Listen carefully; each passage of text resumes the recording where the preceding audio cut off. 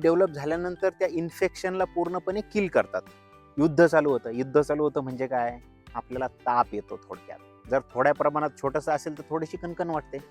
आपल्याला समजतं, अरे थोडीशी कणकण वाटते मला. का तर थोड्या प्रमाणात किंवा जास्त ताकदवान पॅथोजन किंवा बॅक्टेरियाज नसतात किंवा व्हायरसेस नसतात. जर स्ट्रॉंग असेल तर आपल्याला चांगलाच ताप येतो बघा.